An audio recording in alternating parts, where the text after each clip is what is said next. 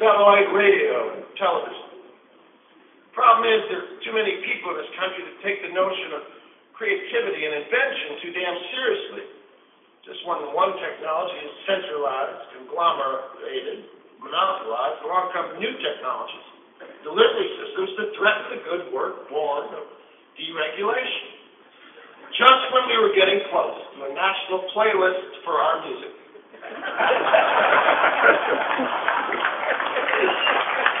satellite technology is threatening to provide music that people actually want to hear.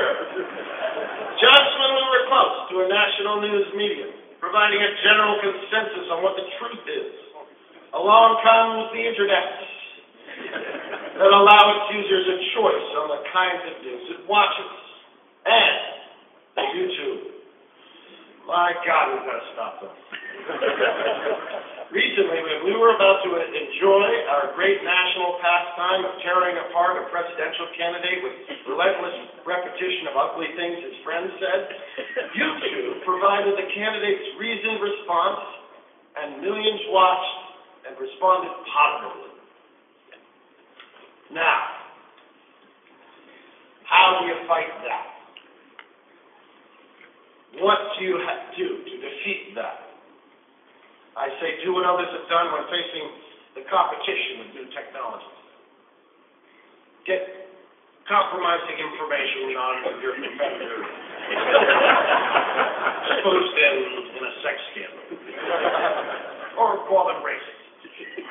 We're going to get betrayed. Not only undermines your competitor, but provides the public with fantastic entertainment. Of course you can do that. And no one in this current world would fault you for it. It is, after all, where we stand today. In all seriousness, folks, let's face it. We are at an abyss. As an industry and as a country. And I know that saying we are at an abyss isn't the stuff of keynote addresses.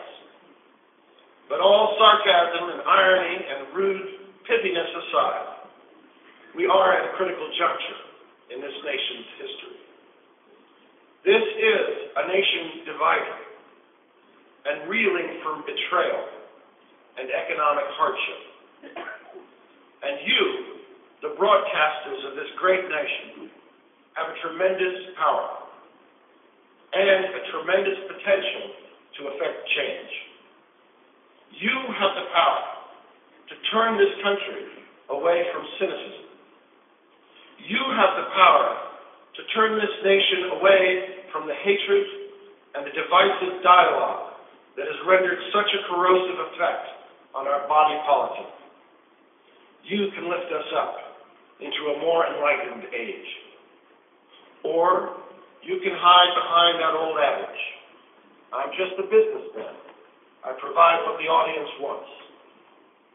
Well, I'm here to tell you that we don't need to look at the car crash.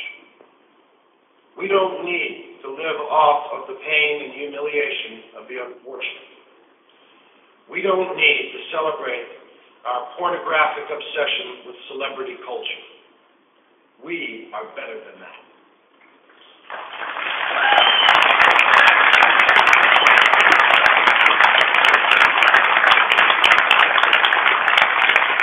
Some of you are trying. Some of you are inspiring people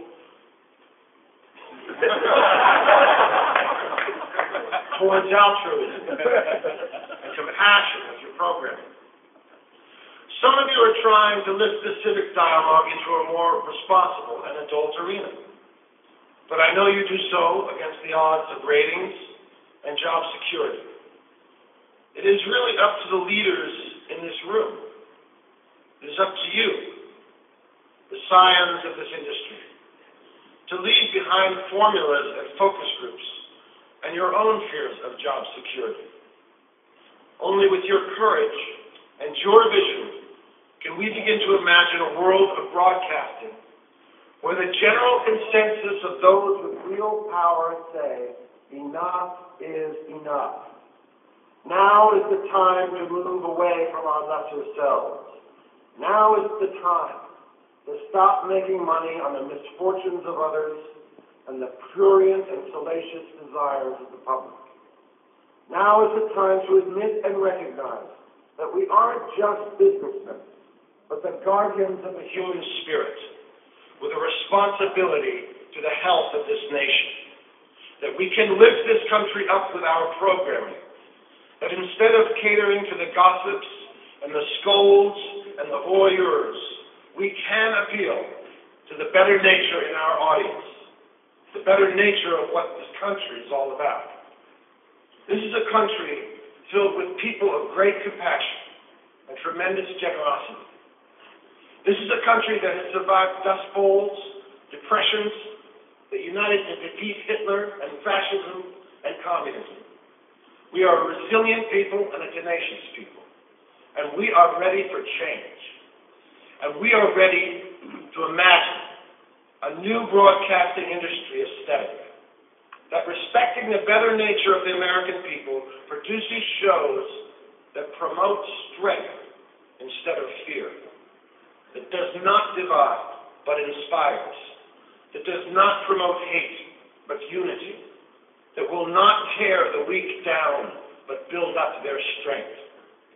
Imagine a world of broadcasting where the American people are encouraged to reject despair and distrust. And when they turn their TVs and radios off at night and go to sleep, they possess strength and unity and compassion for those they disagree with. That's not out of the question. You can make that happen. It will be difficult and will fly in the face of conventional wisdom and standard operational procedure. But do we have any choice? The road we are on is leading us to a corruption of our former selves. We are better than that.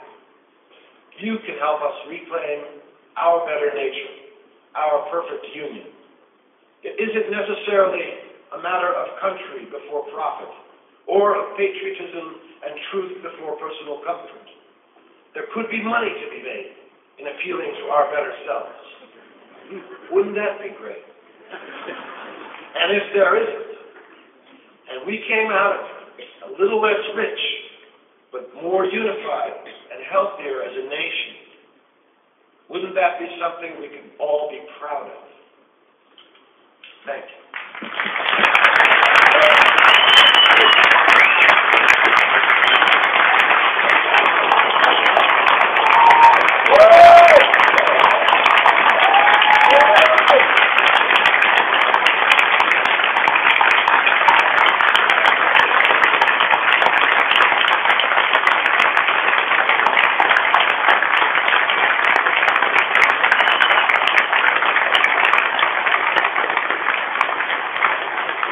Jim, David, thank you very much. David, I apologize, but you asked him to give the speech. Jim, I think you have inspired us. What a great way to start the show. Ladies and gentlemen, we said the NAB show was where content comes alive.